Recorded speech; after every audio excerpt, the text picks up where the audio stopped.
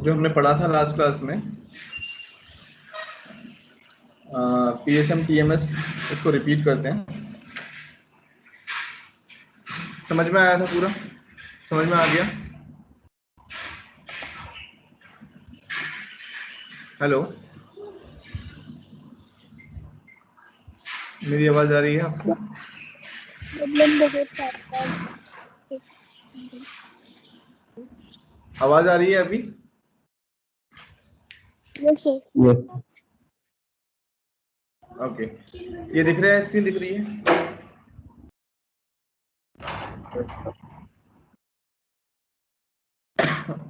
Hello, मेरी आवाज आ रही है आप लोगों को? यस सर आ रही है। यस ओके, सो time setting, plug setting multiplier और टाइम सेटिंग मल्टीप्लायर, ये हमने पढ़ा था। टाइम मल्टीप्लायर सेटिंग, तो प्लग सेटिंग सेटिंग मल्टीप्लायर जो है, इट्स यूज जो करंट रेटिंग होती है उसको सेट करने के लिए, और टाइम को सेट करने के लिए हम टाइम सेटिंग मल्टीप्लायर यूज करते हैं। तो ये जो दो फीचर होते हैं वो ओवर करंट रिले में अवेलेबल होते हैं। अब इसको कैसे यूज किया जाता है या इसको कैसे कैलकुलेट किया जाता है, इसके बेसिस पे एक न्यूमेरिकल है, और ये न्यूमेरिकल बहुत इंपॉर्टेंट है। ये न्यूमेरिकल्स आते हैं एग्जाम्स में, ठीक है? तो एक न्यूमेरिकल हम डिस्कस करते हैं यहाँ पर। अब आप इसको थोड़ा सा देखिएगा, बुक आप लोगों के पास ही है, तो आप लोग अपने बुक को ओपन कर लीजिएगा, ठीक है? या फिर यहाँ पर भी देख सकते हैं directly. The current rating of an over current relay is 5 ampere. मतलब एक ओवर करंट रिले आपके पास अवेलेबल है जिसकी करंट रेटिंग कितनी है, 5 एम्पियर है, और उस रिले की प्लग सेटिंग जो है वो 150% है। 150% है। लास्ट टाइम पे डिस्कस किया था ना हमने कि वो 200% तक भी हो सकती है, 50% से लेके 200% में भी हो सकती है, 20% से लेके 80% में भी हो सकती है, ठीक है, अगर अर्थ फॉल्ट रिले है तो। ओके, तो यहाँ पर हम ओवर करंट रिले यूज कर रहे हैं जिसकी करंट रेटिंग जो है 5 एम्पियर है, और उस रिले का जो प्लग सेटिंग है वो 150% पे है, और टाइम मल्टीप्लायर सेटिंग क्या है, 0.4। यानी कि उस रिले को आपको 150% पे प्लग सेटिंग की वैल्यू निकालनी है, और टाइम मल्टीप्लायर सेटिंग पर 0.4 पे उसका टाइम निकालना है। द सीटी रेशियो इज 400/5। एक जो सीटी अवेलेबल है, करंट ट्रांसफार्मर जो आपके पास अवेलेबल है, उसका सीटी रेशियो कितना है, 400/5, ठीक है? उसके बाद क्या है, determine the operating time of the relay for a fault current of 6000 ampere. यानी कि कोई प्राइमरी साइड पर अगर कोई फॉल्ट हुआ है जिसका फॉल्ट करंट कितना है, 6000 एम्पियर। अब आप देख सकते हो ये 6000 एम्पियर कितने बड़ा करंट है। अगर 6000 एम्पियर करंट अगर फ्लो करेगा सिस्टम में तो डेफिनेटली सारे इक्विपमेंट्स को डैमेज कर देगा। तो यहाँ से एक चीज समझ में आती है कि क्यों स्विच गियर डिवाइसेस जरूरत होती है, क्यों प्रोटेक्शन डिवाइसेस जरूरत होती है हमारे पावर सिस्टम में, ठीक है? तो 6000 एम्पियर का फॉल्ट करंट है प्राइमरी साइड पे एट टीएमएस इक्वल्स टू 1। जब टीएमएस की वैल्यू 1 है, टीएमएस की वैल्यू 1 मतलब जो भी टाइम लग रहा है एक्चुअली रिले को वही टाइम पे सेट है। तो ऑपरेटिंग टाइम क्या हो सकते हैं प्लग सेटिंग मल्टीप्लायर पे, अलग अलग प्लग सेटिंग मल्टीप्लायर पे उस पर्टिकुलर रिले के, वो यहाँ दिया हुआ है। यानी कि जब प्लग सेटिंग मल्टीप्लायर की वैल्यू 2 है तो ऑपरेटिंग टाइम लग रहा है 10। जब प्लग सेटिंग मल्टीप्लायर की वैल्यू 4 है तो ऑपरेटिंग टाइम लग रहा है 5। अब आप देखोगे जैसे जैसे ये पीएसएम बढ़ता जा रहा है ऑपरेटिंग टाइम ऑटोमेटिकली कम होता जा रहा है। तो जो ग्राफ हम लोग पढ़ते थे, ये जो ग्राफ था ये आप देख रहे हो ना, operating time of plug setting multiplier, कि जैसे प्लग सेटिंग मल्टीप्लायर की वैल्यू बढ़ेगी टाइम ऑटोमेटिकली कम होता चला जाएगा। इसी को तो बोलते हैं इनवर्स कैरेक्टरिस्टिक्स। सभी को समझ में आ रहा है? ऑपरेटिंग जो ओवर करंट रिले है वो इनवर्स टाइम कैरेक्टरिस्टिक्स को फॉलो करती है। ओके, तो जिसमें हम मेजरली यूज करते हैं डोमेस्टिक लेवल पे आईडीएमटी रिले यूज करते हैं, नहीं तो extremely inverse type characteristic use करते हैं हम ओवर करंट रिले के लिए। बात क्या है, अब इसकी जो ग्राफ की वैल्यू में दिया हुआ है, ग्राफ के टर्म्स में दिया हुआ है कि प्लग सेटिंग मल्टीप्लायर की वैल्यू क्या क्या है, ऑपरेटिंग टाइम क्या है, तो अलग अलग वैल्यूज पे ग्राफ ये दिया हुआ है, ये प्लॉट किया हुआ है एक्चुअली, ठीक है? तो ये टाइम करंट कैरेक्टरिस्टिक्स है डिफरेंट वैल्यू और टीएमएस पर, ठीक है? ये लॉगरिथमिक स्केल पे दिया हुआ है वैल्यू, ये लॉगरिथमिक स्केल पर टीएमएस इक्वल्स टू 1 पर अलग अलग पीएसएम की वैल्यू दी हुई है। ओके, आप एक चीज दे दो, सीटी रेशियो कितना दे रखा है इसमें, इसका सोल्यूशन कैसे करेंगे। सीटी रेशियो कितना है 400/5, 400/5 कितना हो गया, 80 हो गया। हेलो, मेरी आवाज आ रही है आप लोगों को? आप लोग रिस्पॉन्ड नहीं कर रहा है कोई भी। हेलो यस सर, आ रही है सर। आवाज आ रही है सर यस सर आ रही है। ठीक है, तो सीटी रेशियो जो है वो है 400/5, तो 400/5 मतलब कितना हो गया, 80 हो गया। रिले करंट सेटिंग, अब आप देखो रिले जो हम कितने पे निकाल रहे हैं, हम लोगों को पीएसएम वैल्यू कितनी है 150% पे हमें चेक करना है, 150% पे चेक करना है। तो 150% किसका, 5 एम्पियर का। तो एक्चुअली पीएसएम की वैल्यू कितनी हो जाएगी, तो relay current setting 150% into 5, 1.5 into 5 ampere यानी 7.5 एम्पियर। क्लियर है, यानी कि जो रिले की करंट सेटिंग हो गई वो कितनी हो गई, 7.5 एम्पियर हो गई। ठीक है, अब पीएसएम की वैल्यू का फॉर्मूला याद है जो मैंने बताया था लास्ट टाइम पे, ये फॉर्मूला याद है सभी को?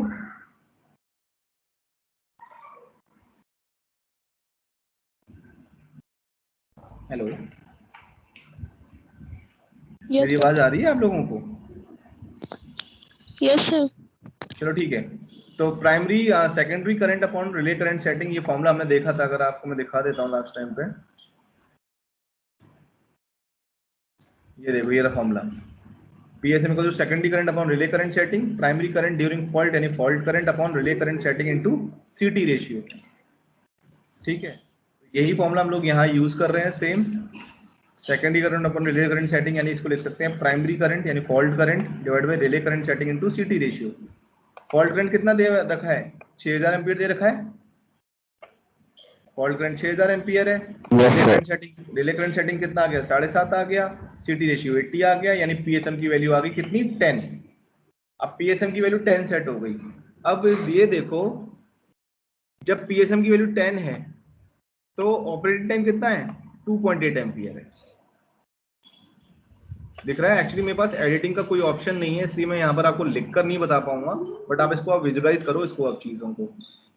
ठीक है, तो ये जो 10 है, ये 10 जो है ये 2.8 सेकंड पर ये क्या हो रहा है, जब पीएसएम की वैल्यू 10 है तो 2.8 सेकंड लग रहे हैं, टाइम लग रहा है। हमें क्या करना था, हमें टाइम निकालना था, लेकिन ये ऑपरेटिंग टाइम किस पर आया है, जब टीएमएस की वैल्यू 1 है। इन्होंने बोला है, क्वेश्चन में पूछा गया है कि आपको टाइम निकालना है, टाइम मल्टीप्लायर सेटिंग निकालनी है जब 0.4 पर, ऑपरेटिंग टाइम निकालना है आपको टीएमएस 0.4 पर। ठीक है, ये तो पूछा है, determine the operating time, determine the operating time of the relay for a fault current of this, तो टीएमएस इक्वल टू 0.4 है, तब हमें निकालना है इसमें। तो आप इसमें एक चीज देखो कि जब ऑपरेटिंग टाइम जो है पीएसएम का 10 है, मतलब 2.8 सेकंड है पीएसएम 10 पे, जब ये कब है, जब टीएमएस की वैल्यू 1 है, और जब टीएमएस की वैल्यू 0.4 होगी तो कितना हो जाएगा टाइम, 2.8 इंटू 0.4 यानी 1.12 सेकंड। क्लियर हुआ सभी को? यानी कि अगर मुझे सेम रिले सेटिंग पर, सेम फॉल्ट करंट पर, अगर उस रिले को मुझे जल्दी ट्रिप करवाना है, उसको जल्दी रिले को ऑपरेट करवाना है, तो मुझे टीएमएस की वैल्यू क्या कर देनी है, कम कर देनी है। 1 थी, 1 से मैंने उसको 0.4 कर दिया। अब अगर इस करंट को मैं 0.1 कर देता, तो 0.1 कर देता तो ये करंट कितनी हो जाती, 0.28 सेकंड्स हो जाता, यानी 0.28 सेकंड में ये रिले ट्रिप कर जाती, same fault current same current rating पर। तो ये जो फीचर है ना टीएमएस का और पीएसएम का, ये सबसे मतलब समझ लो बहुत इंपॉर्टेंट कैरेक्टरिस्टिक है किसी भी ऑपरेटिंग रिले, मतलब ओवरकरंट रिले की, सबसे इंपॉर्टेंट कैरेक्टरिस्टिक्स है। क्लियर हो रहा है अभी को? नहीं तो क्या करना होता, नहीं तो अगर ये फीचर नहीं होता तो अलग अलग रिले यूज करनी पड़ती कि इस फॉल्ट करंट के लिए इतना सेकंड, इस फॉल्ट करंट के लिए इतना सेकंड, इस फॉल्ट के लिए इतना सेकंड। सोचो कितना बड़ा खर्चा हो जाता, कितना बड़ा फिजिकल माउंटेड ये हो जाती रिले, कितना एरिया ऑक्यूपाइड करती हैं, बहुत कुछ होता। बट अभी अगर एक सिंगल रिले के अंदर इतने सारे फीचर्स अवेलेबल हैं, इसमें टीएमएस आप कितना भी सेट कर सकते हो, आप 0.1 से लेके 1 के बीच में, टीएमएस की जो पीएसएम की वैल्यू है वो आप सेट कर सकते हो कितनी भी, 50% से लेके 200% के बीच में। तो it's really a very important characteristics which is available for the overcurrent protection schemes. Okay, now next topic is that overcurrent protection schemes for the radial distribution lines. We know this thing, आप इसको पढ़ सकते हैं। We know this thing कि जो over current protection schemes है वो ज्यादातर जो यूज होती हैं वो डिस्ट्रीब्यूशन लाइंस के लिए यूज होती है। Okay, over current protection schemes जो डिस्ट्रीब्यूशन लाइंस के लिए हम ज्यादातर यूज करते हैं, because for transmission lines we generally prefer distance relays. ठीक है, बट हाँ अभी अगर मैं बात करूं प्रैक्टिकली, अगर मैं बात करूं तो डिस्टेंस रिलेस जो यूज हो रही है ना, उस डिस्टेंस रिले के साथ साथ ओवर करंट रिले भी एक कॉम्बिनेशन में यूज हो रही है। ठीक है, ओवर करंट रिले भी कॉम्बिनेशन में यूज हो रही है, तो डिस्टेंस रिले के साथ में यूज होती है। बट एक्चुअली सिंगल हैंडेडली अगर ओवर करंट रिले यूज करेंगे हम लोग या over current protection scheme use करेंगे तो that is mostly use for distribution lines. ठीक है, अब डिस्ट्रीब्यूशन लाइंस में जहां पर करंट की रेटिंग बहुत ज्यादा नहीं होती, 11 केवी 132 केवी तक जाती है। ओके, तो अब यहाँ पर क्या है कि रेडियल फीडर की बात कर रहे हैं हम लोग यहाँ पर। Radial feeder I hope you all know because you have already studied the power system. So radial feeder क्या होता है? रेडियल फीडर को अब हम डिफरेंट डिफरेंट सेक्शन में हम लोग डिफरेंट डिफरेंट सेक्शंस में हम लोग क्या कर सकते हैं, उसको डिवाइड कर सकते हैं। अभी मैंने आपको प्रोटेक्शन जोन्स पढ़ाया था, सभी को याद है प्रोटेक्शन जोन्स? प्रोटेक्टिव जोन्स पढ़ाया था जो, सभी को याद है?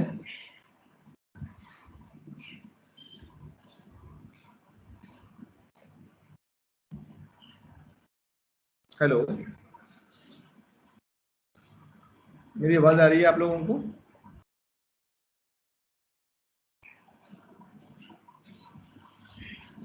अरे एक तो आप लोग रिप्लाई नहीं करते हो, आप लोगों को समझ में आ रहा है कि नहीं आ रहा किसी को भी कुछ भी? कि केवल मैं पढ़ाता जा रहा हूं, आप लोग बस केवल पढ़ते जा रहे हो, देखते जा रहे हो? आप लोगों को याद नहीं है क्या कि मैंने क्या पढ़ाया था? वो ये जो जोन्स पढ़ा रहा यस हूं मैंने सर। आपको, प्रोटेक्टिव जोन्स पढ़ाया है आप लोगों को। क्या मतलब है क्लास अटेंड करने का जब आप लोगों को यही समझ में नहीं आ रहा कि क्या पढ़ रहे हैं क्या नहीं पढ़ रहे हैं?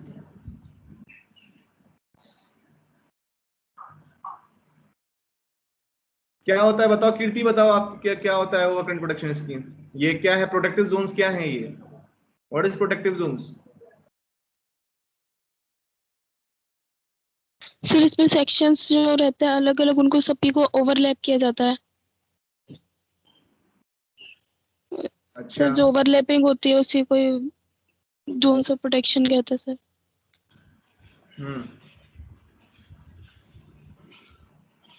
ओके, और क्या एडवांटेज है इस चीज का?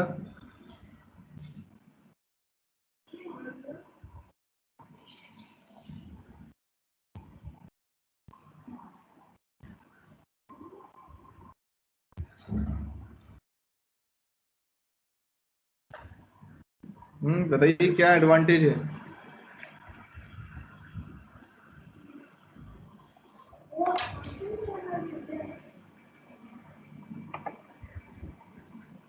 हाँ बताओ।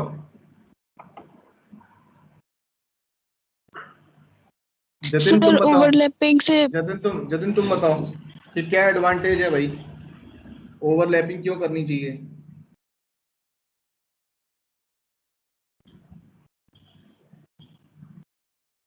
सर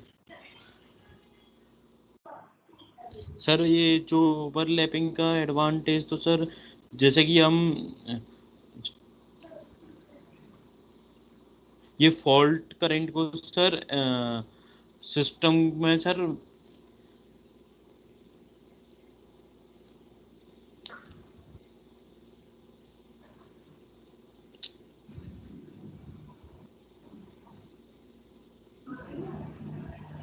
हाँ भाई दीपक हो यहाँ पर? दीपक तुम ये बताओ।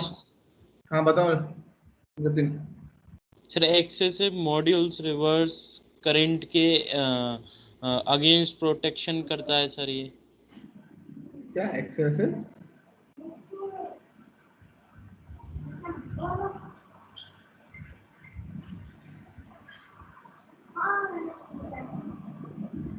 बताइए।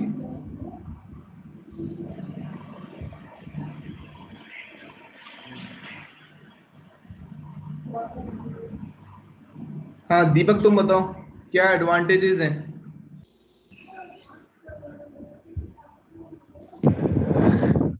सॉरी सर, मैंने कुछ पिछले टाइम में क्लास नहीं ली थी सर, बीमार हो गया था, क्लास नहीं ले पाया था।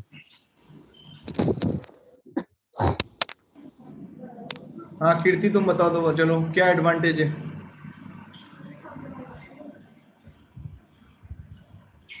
सर ओवरलैपिंग से यदि अगर सिस्टम में कोई फॉल्ट होगा तो ओवरलैपिंग से हम उसको प्रोटेक्ट कर सकते हैं क्या सिस्टम क्या को डैमेज होने से। दोबारा बताना क्या बोला? यदि किसी भी इक्विपमेंट या सिस्टम में कोई भी फॉल्ट होगा तो ओवरलैप जो किया जाएगा उससे उससे उस सिस्टम को प्रोटेक्ट किया जा सकता है सर। नहीं यानी कि प्रोटेक्टिव जोन। सिस्टम को सर उसमें जो इक्विपमेंट्स होंगे उसको फॉल्ट से बचाया जा सकता है ओवरलैपिंग से। अगर ओवरलैपिंग नहीं करेंगे तो नहीं बचेंगे? ओवरलैपिंग अगर नहीं कर रहे हैं एडजेसेंट सेक्शन का तो नहीं बचेगा क्या?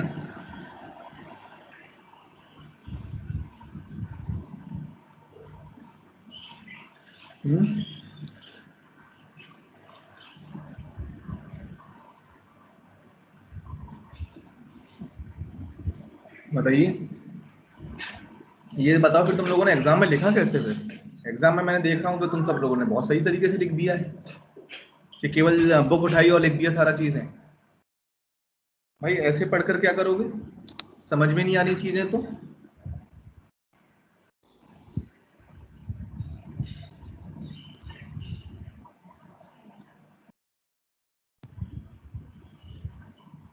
हाँ जतिन समझ में आ रहा है कुछ? क्यों एडजेसेंट यस सेक्शन सर। क्यों ओवरलैपिंग करने की जरूरत पड़ती है? सर हाई वोल्टेज करंट को सर अपने जो जो डिवाइस सर जो डिवाइस है सर्किट ब्रेकर है उसको सर डैमेज होने से बचाते हैं ये। अगर नहीं करेंगे ओवरलैपिंग तो डैमेज नहीं तब नहीं बचता। ओवरलैपिंग सर जब भी बच जाता है पर सर वोल्टेज के ऊपर डिपेंड।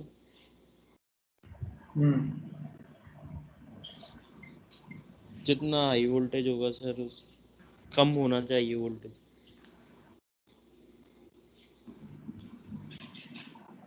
अरे भाई यार एक चीज बताओ, कितनी बार बताया? अगर मान लो जनरेटर और ट्रांसफार्मर अगल बगल में है, जनरेटिंग स्टेशन भी मैं बात करूं, यस सर। जनरेटर को प्रोटेक्शन किया आपने, एक प्रोटेक्शन सेक्शन बनाया और एक ट्रांसफार्मर का प्रोटेक्शन सेक्शन बनाया। जी अब सर। वो प्रोटेक्शन सेक्शन अगर आपस में ओवरलैपिंग नहीं करेंगे तो जो उनके बॉर्डर पे, उनके बाउंड्री पे जो फॉल्ट होगा अगर मान लो कहीं, तो कौन सा सेक्शन की प्रोटेक्शन स्कीम एक्टिवेट होगी? जनरेटर सेक्शन की या ट्रांसफार्मर सेक्शन की? भाई they will not discriminate the fault. एक सेक्शन बोलेगा कि मेरे अंडर की फॉल्ट नहीं है, दूसरा सेक्शन बोलेगा मेरे अंडर की फॉल्ट नहीं है। हो गया आपका क्या नाम है फॉल्ट। अगर करंट बहुत देर के लिए, अगर यहाँ पर तो हम बात कर रहे हैं 0.1 सेकंड 0.2 सेकंड्स की, वहां पर अगर 1-2 सेकंड 10 सेकंड के लिए अगर वो फॉल्ट अगर परसिस्ट कर गया सिस्टम के अंदर तो सारा डिवाइस को डैमेज कर देगा। तो ओवरलैपिंग करने का एडवांटेज ये रहता है कि अगर कोई भी फॉल्ट किसी भी सेक्शन में लाई करे, बॉर्डर पे अगर लाई करेगा तो कम से कम फॉल्ट डिस्क्रिमिनेट तो हो जाएगा। चाहे भले वो दोनों ही सेक्शन के नाम में ट्रिप हो जाए कोई दिक्कत नहीं है, लेकिन इक्विपमेंट तो डैमेज होने से बच जाएंगे। तो सर जो जो आता है सर फॉल्ट उसके दोनों की बाउंड्री पे सर, तो एक को नहीं करेगा दोनों को ही करेगा सर। अगर ओवरलैपिंग, इसका मतलब फिर क्लास अटेंड नहीं करी है आपने। सर अगर मेरी भी मान सर लो 1-2 क्लास रह गई थी सर पीछे। तो ऐसे ही होता है इर्रेगुलर। यस आज भी सर। तीन, आप तीन ही दिख रहे हो बस मेरे को आज भी।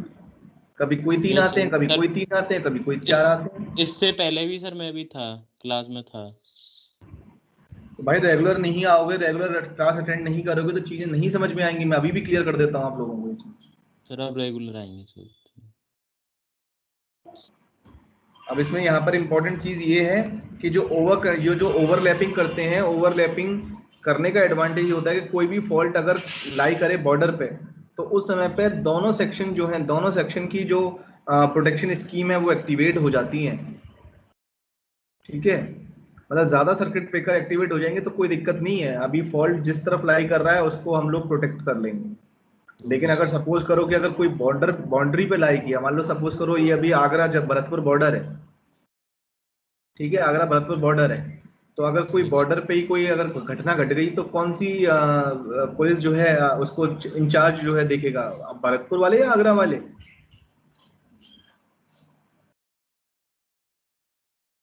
तो इसमें थोड़ा सा एरिया ओवरलैप होता होगा कि हाँ उस बॉर्डर पे क्या नाम है तैनात होती हुई चीजें कि हाँ ये देखी जाएगी, उस बॉर्डर के लिए भी कुछ ना कुछ व्यवस्था की गई होगी।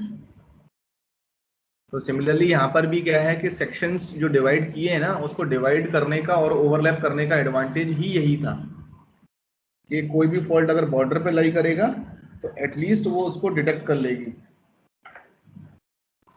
ठीक है,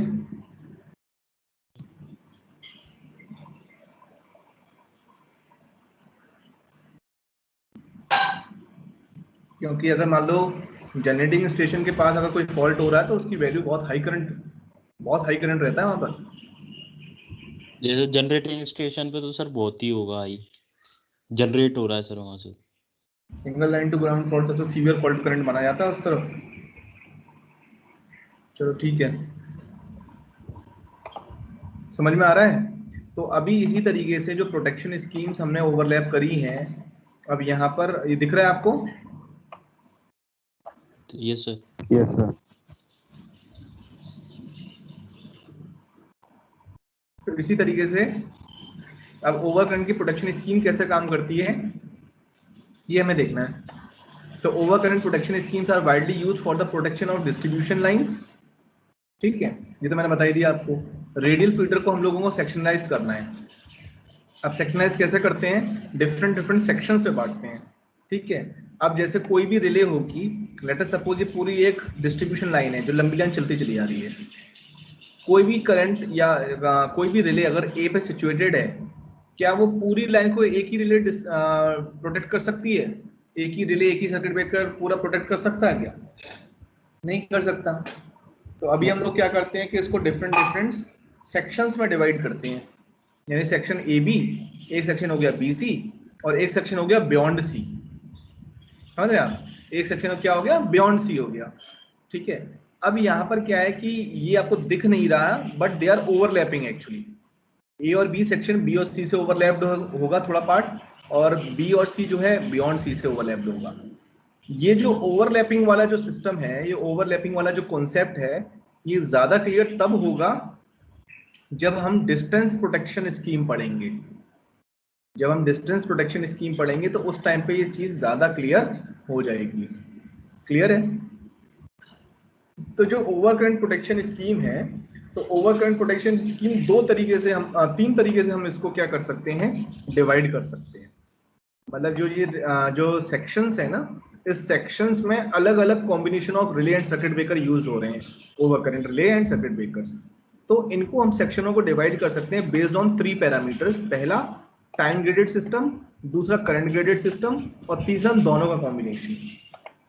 एक चीज याद रखना बस हमेशा, ओवर करंट रिले के अंदर, ओवर करंट प्रोटेक्शन स्कीम के अंदर दो चीजें इंपॉर्टेंट है, टाइम एंड करंट, बस, और कुछ नहीं याद रखना आपको।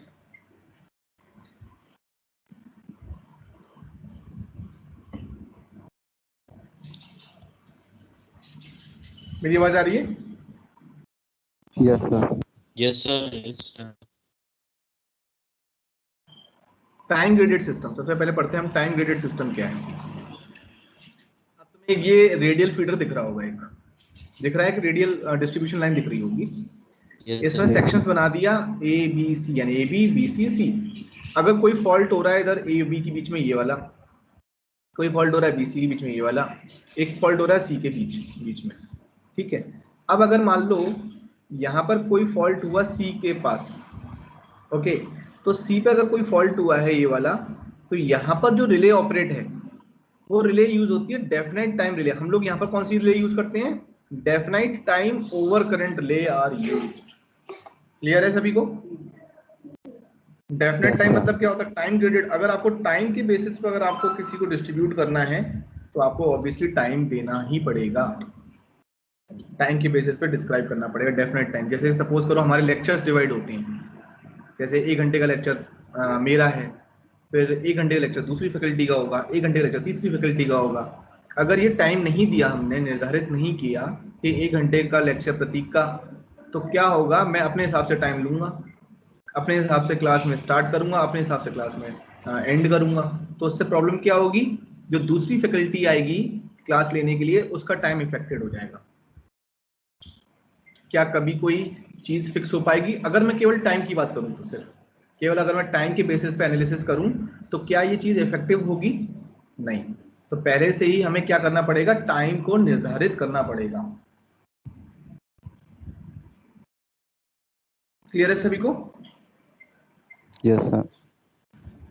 Yes sir. तो टाइम निर्धारित कैसे कर दिया?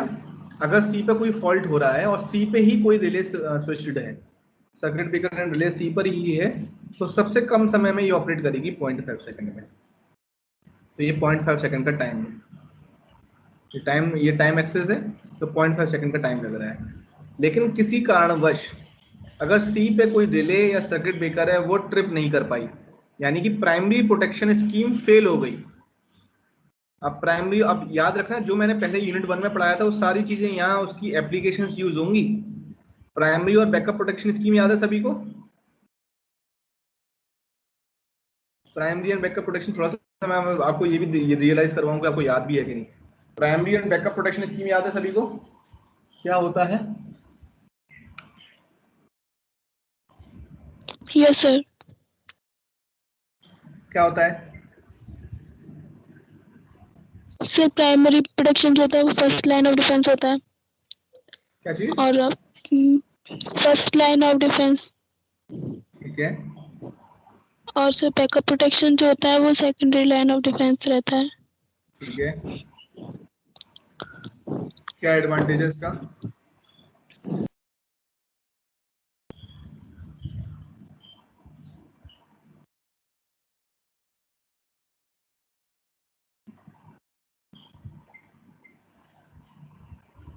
क्या एडवांटेज है भाई?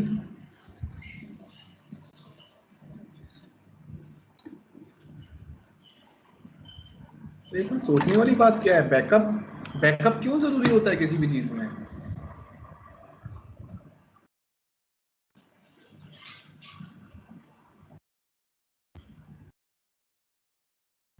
कोई और बताएगा?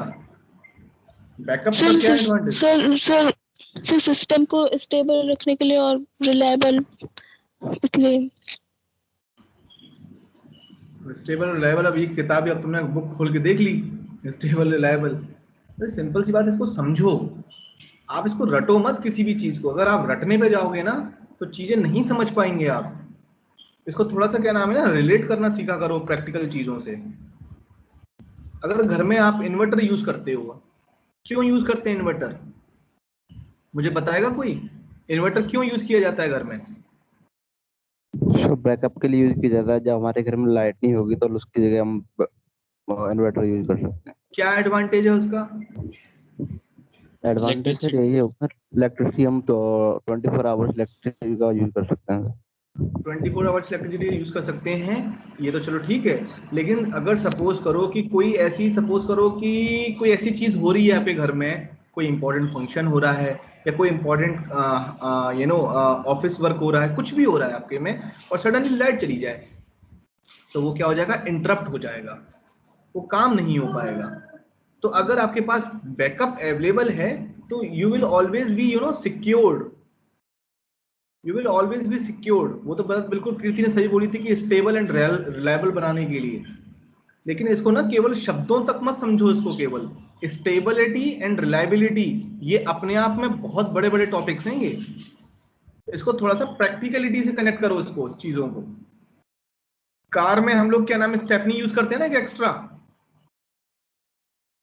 क्यों यूज करते हैं? अगर आप बहुत लॉन्ग रन के लिए जा रहे हो, अगर मान लो कार टायर पंचर हो गया आपका बीच में, कहीं कोई दूर दूर तक कोई मैकेनिक अवेलेबल नहीं है, तो what you will do? If you have the extra stepney, you will change the tyres. यही तो होगा। तो जो बैकअप जो है, वो वाकई में बिल्कुल सही कह रहे हो, आपकी स्टेबिलिटी एंड रिलायबिलिटी प्रोवाइड करती है। बट इंपॉर्टेंट रीजन यहाँ पर ये है कि वो आपको सिक्योरिटी प्रोवाइड करती है। You will be secured always. ठीक है। इंस्टॉलेशन प्रोवाइड करती है सर? क्या installation sir? Insulation? Installation sir मतलब क्या इंस्टॉलेशन बताओ, मैं समझा नहीं आपकी बात। इंस्टॉलेशन क्या कहना चाह रहे हो? नहीं नहीं बताओ बताओ, हो सकता है सही बोल रहे हो, थोड़ा बताओ ना।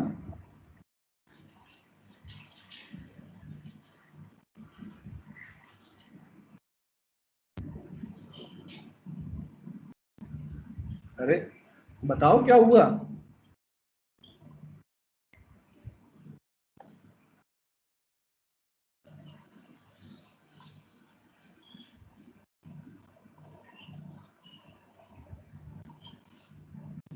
नहीं पता क्या बता रहे थे?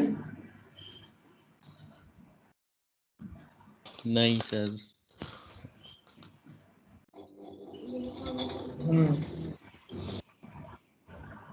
अच्छा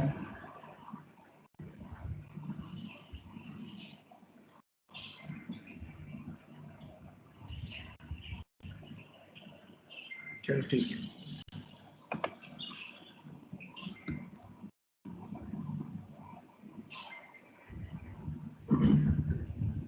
अब देखो इसमें मैं जो बता रहा था आपको कि अगर मान लो कोई फॉल्ट बियॉन्ड सी हो रहा है तो सबसे पहले जो सी की जो रिले है वो ट्रिप करेगी, रिले एंड सर्किट ब्रेकर। लेकिन किसी कारणवश अगर सी की relay and circuit breaker trip होना नहीं पाई, खराब हो गई, तो वो बी वाली ट्रिप करेगी। बी वाली खराब हो गई तो ए वाली करेगी। इसी तरीके से बी और सी के बीच में अगर फॉल्ट हुआ है तो बी वाली सर्किट ब्रेकर रिले ट्रिप करेंगे, सर एक्टिवेट होंगे। ये फेल हो गए तो ए वाला करेगा। ए और बी के बीच में अगर कोई फॉल्ट हुआ है तो ए वाला करेगा। अब आप मुझसे पूछोगे ए के लिए बैकअप क्या है? भैया ये कंटिन्यूअस सेक्शन है, ये इससे पहले कोई होगा तो वो बैकअप प्रोवाइड कर रहा होगा। ठीक है। अब यहाँ पर बैकअप प्रोवाइड करने के तीन तरीके, मतलब यहाँ पर जो ओवरकरेंट स्कीम को डिफाइन करने के लिए तीन तरीके हैं। पहला है टाइम ग्रेडेड सिस्टम। तो टाइम ग्रेडेड सिस्टम में क्या है कि हम फिक्स टाइम देते हैं इसमें पहले से, यानी डेफिनेट टाइम हम ओवरकरेंट रिले यूज करते हैं इसमें। ठीक है। अब डेफिनेट टाइम ओवरकरेंट रिले कैसे काम करती है, फॉल्ट जब कोई भी करंट हो जाएगा, ठीक है। अब यहाँ पर एक टाइमिंग यूनिट प्रोवाइड की गई है। देखो यहाँ 0.5 सेकंड है सी, अगर कोई फॉल्ट सी पे हुआ है तो सी की डिले जो है 0.5 सेकंड में ट्रिप होगी। ये फेल हो गई तो उसके बाद जो बी वाली डिले है वो 1 सेकंड में ट्रिप करेगी। बी वाली फेल हो गई तो ए वाली ट्रिप करेगी 1.5 सेकंड में। अगर आप देखेंगे हर एक में 0.5 सेकंड का जो है डिफरेंस दिया गया है। तो ये 0.5 सेकंड का जो डिफरेंस दिया गया है ये इसलिए दिया गया है कि कभी कभी ऐसा हो जाता है कि रिले और सर्किट ब्रेकर ना किसी मैकेनिकल प्रॉब्लम की वजह से वो क्या नाम है ट्रिप नहीं कर पाते। यानी कोई सर्किट ब्रेकर में हो गया प्रॉब्लम, या एरर आ गई कोई भी रिले के अंदर, या सीटी में कोई दिक्कत आ गई, तो उस वजह से अगर कोई टाइम लगता है ना एक, मतलब क्या नाम 0.1 सेकंड 0.2 सेकंड का, तो ये वो 0.5 सेकंड है जो हम लोगों ने डिफरेंस देते हैं डिजाइन इंजीनियर्स। ओके। अब जिस तरीके से जितनी ज़्यादा हमारी टेक्नोलॉजी विकसित हो रही है, जैसे आज के डेट में हम न्यूमेरिकल रिलेज की तरफ मूव ऑन कर चुके हैं, जहाँ पर micro processor programming, micro controller programming के बेसिस पर रिले डिज़ाइन हो रही है, तो यहाँ पर जो ये 0.5 सेकंड का जो डिले है ना, इसको और भी कम कर लिया गया है। इसको और भी कम कर लिया गया है। इट इज़ 0.3 और 0.4 second, but actually it is, अगर मैं आपको अभी आज की डेट में करंट सिनेरियो की बात करूं तो it is up to 0.1 to 0.2 second भी हो गया है। ठीक है। तो जो फॉल्ट है वो सी के बियॉन्ड करेगा तो सारी की सारी रिले एक्शन में आ जाएंगी। ठीक है, fault current through all of them. ठीक है। तो ये तो मैंने आपको बता दिया, सी का टाइम सेटिंग है वो सबसे कम रहती है, ये ऑपरेट कर जाएगी 0.5 सेकंड में और फॉल्ट क्लियर हो जाएगा। लेकिन अगर मान लो नहीं हुई तो ए और now the relay at A and B are reset. If the relay of the circuit breaker C fail हो जाती है तो फॉल्ट अनक्लियर रह जाएगा। तो ऐसी सिचुएशन में 1 सेकंड के बाद बी वाली रिले जो है ट्रिप हो जाएगी। और अगर मान लो बी वाली रिले भी अगर नहीं ट्रिप हुई, वो भी फेल हो गई ट्रिप होने में, तो उसके बाद ए पे जो रिले है वो ट्रिप कर जाएगी 1.5 सेकंड के बाद। क्लियर है सभी को? मतलब after every 0.5 seconds the relay at the farther point will be activated. अब लेकिन इस स्कीम का एक ड्रॉबैक है। ड्रॉबैक क्या है इस स्कीम का? That fault near the power source the operating time is more. अगर वो फॉल्ट अकर हो रहा है near the power source, it involves a large current and hence, मैंने बताया था ना अभी, पावर सोर्स का मतलब जनरेटिंग स्टेशन पर करंट बहुत ज्यादा हाई होता है, तो उसको हमें बहुत जल्दी क्विकली हमें उसको क्लियर करना ही करना है। ठीक है। लेकिन ये जो है, ये जो स्कीम है जहां पर हम लोग यूज कर रहे हैं definite time over current relay, तो भैया वो तो अपना ही टाइम लेगी पूरा फिक्स, चाहे वो करंट की वैल्यू 6000 एम्पियर हो, चाहे वो 50,000 एम्पियर हो, चाहे 100 एम्पियर हो, चाहे 10 एम्पियर हो, उसको जितना टाइम लेना है वो उतने ही टाइम बाद वो ट्रिप करेगी। तो यानी कि ये जो ड्रॉबैक जो definite time over current relay का होता है, वही सेम ड्रॉबैक इस पर्टिकुलर स्कीम का भी है। ठीक है, तो इसीलिए हम लोग इस स्कीम के अकेले यूज नहीं करते इसको, मतलब वहाँ यूज नहीं करते जहाँ हैवी फॉल्ट्स होने के, मतलब heavy current, short circuit current flow होने के चांसेस होते हैं। अभी कहाँ सुटेबल है? This scheme is suitable for system where the impedance distance between sub stations is low. Okay, it means that the fault current is practically the same if the fault occurs on any section of the feeder. यानी कि बहुत ज़्यादा current जहाँ flow हो रही है और जहाँ अगर फॉल्ट होता भी है तो प्रैक्टिकली नॉर्मल करंट के आसपास ही करंट उसमें रहता है, तो वहाँ पर हम लोग इस रिले को यूज करते हैं। ओके, नेक्स्ट है करंट ग्रेडेड सिस्टम। अब करंट ग्रेडेड सिस्टम में क्या है कि अलग अलग रेटिंग के करंट्स पे हम लोग ट्रिप करवाते हैं। ठीक है, जैसे कि जो सी के बाद अगर कोई, ये सेम वही कॉम्बिनेशन वो रिले है। अब यहाँ पर हम instantaneous over current protection of a feeder use करते हैं। इंस्टेंटेनियस ओवर करंट रिले एकदम से ट्रिप कर जाएगी। अगर सी पे जो करंट है, अगर उसकी वैल्यू कुछ भी है, मतलब सपोज करो कि 50 एम्पियर मान लो आया, 100 एम्पियर आ गया फॉल्ट करंट, ठीक है, यहाँ पर रिले ट्रिप करेगी सबसे पहले। अगर मान लो रिले जो ट्रिप होना मतलब नहीं हो पाई, तो उसके बाद बी वाली इंस्टेंटली एकदम से ट्रिप कर जाएगी। अगर ये फॉल्ट करंट 50 एम्पियर से ज्यादा हो गया, 100 एम्पियर पहुंच गया, या 100 वाला 200 पे पहुंच गया, तो बी चाहे सी ट्रिप हो ना हो, बी वाली ट्रिप हो जाएगी। और अगर ये फॉल्ट करंट 100 से 200 या 200 से 500 पहुंच गया ना, तो ए वाली जो सेटिंग हमने यूज कर रखी है कि भैया इतने करंट पे इसको ट्रिप होना ही होना है, तो ये उस करंट वैल्यू पे ए वाली जो रिले है वो ट्रिप हो जाएगी, चाहे बी वाली और सी वाली ट्रिप हो या ना हो। क्लियर है सभी को? Yes sir. ठीक है ना, तो इसको हम लोग इंस्टेंटेनियस ओवर करंट रिले को तो हम high speed over current relay बोलते ही हैं। ठीक है ना, इसमें जो ऑपरेटिंग टाइम होता है सभी रिले का, अच्छा इंस्टेंटेनियस ओवर करंट रिले में ऑपरेटिंग टाइम क्या होता है सर? ऑपरेटिंग टाइम क्या होता है? हेलो सर, ये वाली जो सर वो टाइम ग्रेड जो ऊपर वाली सर, ये वो जल्दी वर्क करती है सर, ये वाली ज्यादा करती है सर जल्दी। क्या चीज? सर सबसे जल्दी कौन सी वर्क करती है, ये वाली रिले या ऊपर वाली सर? देखो जब मैंने ओवर करंट की जो कैरेक्टरिस्टिक्स बताई थी आपको मैंने उसी समय बताया था, जो रिले हैं अलग अलग टाइप की रिलेज होती हैं, 5-6 तरीके की। ठीक है, पहला जो है वो definite time over current relay होती है, जिसमें एक टाइम आपने दे दिया, उसके बाद ही वो ऑपरेट करेगी। एक होती है इंस्टेंटेनियस ओवर करंट रिले, ये सबसे फास्ट रिले होती है, ये है सबसे जल्दी ट्रिप होने वाली रिले, इंस्टेंटेनियस। इंस्टेंटेनियस का मतलब क्या होता है? तुरंत एक्टिवेट हो जाएगी। डेफिनेट टाइम है तो टाइम दिया ना आपने, 0.5 सेकेंड, 0.7 सेकेंड, 1 सेकेंड, 1.5 सेकेंड, इतना दिया आपने। ठीक है ना? Hello, yes sir. Sir yes. ठीक है, तो अब क्या होता है कि ये जो सभी की जो टाइम सेटिंग है, ए बी और सी पे जो रिले सिचुएटेड हैं, पहली बात तो ये तीनों सेक्शनों पे, तीनों पॉइंट पर जो रिले होती है वो यूज करते हैं हम इंस्टेंटेनियस ओवर करंट रिले, और इनका टाइम सेटिंग सबका सेम होता है और सब तुरंत एक्टिवेट हो जाती है, तुरंत फास्ट एक्टिवेट हो जाती है। ओके, फास्ट रिले बोलते हैं। और उसके बाद क्या है, जैसी करंट की वैल्यू सी पे, मान लो सी की रिले जो है वो ट्रिप हो रही है 100 एम्पियर पे, 100 एम्पियर जैसे ही आया ये ट्रिप कर जाएगी, तो यहाँ 100 एम्पियर आया, ये ट्रिप कर गई। बट अगर सपोज करो सी की वैल्यू, सी पर जो रिले है वो मान लो फेल हो गई, नहीं ट्रिप कर पा रही है, तो ओवर जो फॉल्ट करंट है वो बढ़ता चला जाएगा ना सिस्टम में, फॉल्ट करंट तो बढ़ता चला जाएगा। Yes sir. तो जैसे ये 100 से 200 हुआ, जैसे ही 200 हुआ, बी को मतलब नहीं है, बी ट्रिप हो जाएगी। मान लो बी भी फेल हो गई और 200 से करंट बढ़ के 500 हो गया, तो ए ट्रिप कर जाएगा। Are you getting? और अगर मान लो क्या नाम है करंट ऑलरेडी पहले से ही 500 एम्पियर आ गया फॉल्ट करंट, तो बी और सी ट्रिप करे ना करे ए ट्रिप कर जाएगी ऑटोमेटिकली।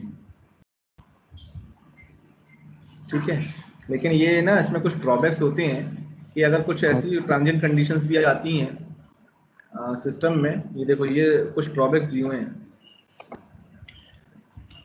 ठीक है, कुछ ड्रॉबैक्स क्या होते हैं कि मैग्नीट्यूड जो होता है फॉल्ट करंट का आप उसको एक्यूरेटली डिटरमाइन नहीं कर सकते। ठीक है ना, सारे पैरामीटर्स को कंसीडर करते हुए सारे सर्किट पैरामीटर्स पहली बात तो पता भी नहीं होते और आप उसके एक्यूरेटली डिफाइन भी नहीं कर सकते, कितनी fault current value accurately define नहीं कर सकते, पहली चीज़। दूसरी चीज़ ये है इस सिस्टम में ट्रांजिएंट कंडीशंस भी आती हैं।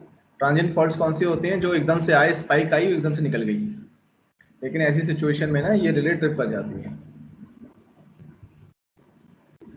ऐसी सिचुएशन में क्या होता है, ये रिले ट्रिप कर जाती है। तो इसीलिए क्या करते हैं हम लोग कि ये वाली जो रिले है इंस्टेंटेनियस ओवर करंट रिले, इसको हम लोग ऐसी जगह पे यूज़ नहीं करते जहाँ पर ट्रांजिएंट कंडीशंस होने के बहुत ज़्यादा चांसेस होते हैं। तो लो करंट वैल्यूज़ में हम लोग यहाँ पर यूज़ करते हैं। डेफिनेट टाइम को यूज़ करते हैं हाई करंट वैल्यूज़ में और इंस्टेंटेनियस को यूज़ करते हैं लो करंट वैल्यूज़ में। बट एक्चुअली जो तीसरा कॉम्बिनेशन है which is combination of time and current grading, यानी कि टाइम ग्रेडिंग और करंट ग्रेडिंग के कॉम्बिनेशन को हम लोग यूज़ करते हैं। तो ये देखोगे आप टाइम फिर ये ग्राफ, दोनों ग्राफ मिला दिया, मतलब इन जो कॉम्बिनेशन है कंबाइंड इंस्टेंटेनियस एंड आईडीएमटी प्रोटेक्शन बोलते हैं।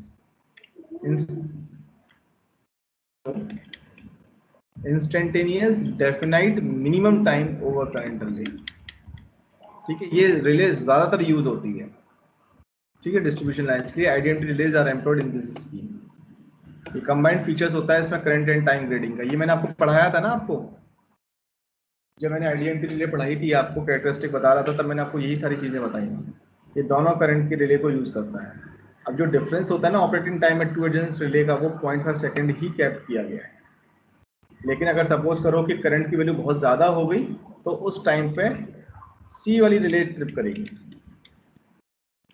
अगर मान लीजिए मैं सपोज करो एग्जांपल ले रहा हूँ, सी वाली रिले को आईडीएमटी रिले यूज की गई है, इसमें इंस्टेंटेनियस और डेफिनेट टाइम दोनों रिले यूज की है। अगर करंट की वैल्यू बहुत कम है, फॉल्ट करंट की वैल्यू, तो इंस्टेंटेनियस रिले तो ट्रिप करेगी नहीं, क्योंकि इंस्टेंटेनियस रिले ट्रिप कब करती है? जब उसकी करंट की वैल्यू वो थ्रेशोल्ड वैल्यू रीच कर जाती है। तो अगर मान लो हमने देखा कि डेफिनेट टाइम जो है वो कम है कंपेयर टू इंस्टेंटेनियस टाइम, तो वो डेफिनेट टाइम जो है वो रिले एक्टिवेट हो जाएगी, वो सिलेक्ट हो जाएगी और वो रिले ट्रिपिंग सिग्नल सेंड करेगी सर्किट ब्रेकर को, यानी उतने फिक्स टाइम पीरियड के बाद वो ट्रिप कर जाएगी। क्लियर है? यहाँ पर जो ओवर करंट प्रोटेक्शन स्कीम है ना, वो आपका खत्म होता है। ये कुछ न्यूमेरिकल्स और हैं, इसके बाद न्यूमेरिकल्स आप कर लेना। जो मैंने अभी बताया था आपको न्यूमेरिकल्स ये हैं, ये सारे न्यूमेरिकल्स आप करना। एक एग्जांपल मैंने आपको दे दिया न्यूमेरिकल का, बाकी ये न्यूमेरिकल करना। आप लोग नहीं समझ में आए तो पूछना आप, ठीक है। उसके बाद एक और दूसरी रिले यूज होती है रिवर्स पावर और डायरेक्शनल रिले। अब ये बहुत इंपॉर्टेंट फीचर है जो हमें रिले के अंदर देना पड़ता है। इसका फायदा क्या है, जैसे सपोज करो ये रेडियल फीडर हम लोग यूज कर रहे थे यहाँ पर, अगर कोई फॉल्ट करंट सी पर हो रहा है, करंट की डायरेक्शन क्या है, फॉरवर्ड है या बैकवर्ड है? जो रिले यूज हो रही है सी वाली रिले, अगर इसमें डायरेक्शनल फीचर ऐड नहीं है तो कहीं ऐसा तो नहीं जो सी वाली रिले है वो बी वाले के लिए भी ऑपरेट कर जाए। बी पे अगर कोई फॉल्ट हो रहा है तो दोनों तरफ ही एक्टिवेट कर सकती है ना। अगर मान लो ए पे कोई फॉल्ट हो रहा है तो हो सकता है बी वाली रिले भी ट्रिप कर जाए। आप दोनों दिशा में बढ़ सकते हो, मतलब दोनों बाई डायरेक्शनल होती है रिले, फॉरवर्ड एंड बैकवर्ड दोनों डायरेक्शन में आप मूव ऑन मतलब बढ़ सकते हैं, कर सकते हैं। तो जब भी हम कोई डायरेक्शनल फीचर देते हैं ना, तो डायरेक्शनल फीचर देने का पर्पस ही ये होता है कि आपने उसको दिशा दे दी है, ईदर फॉरवर्ड डायरेक्शन और बैकवर्ड डायरेक्शन। तो उस फीचर को हम बोलते हैं डायरेक्शनल रिले, यानी कि रिवर्स पावर और डायरेक्शनल रिले। ये अपने आप में भी एक बहुत इंपॉर्टेंट रिले है जो एग्जाम्स में आ जाती है जनरली।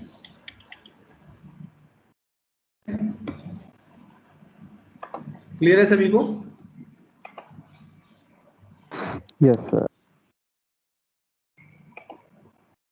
Yes sir.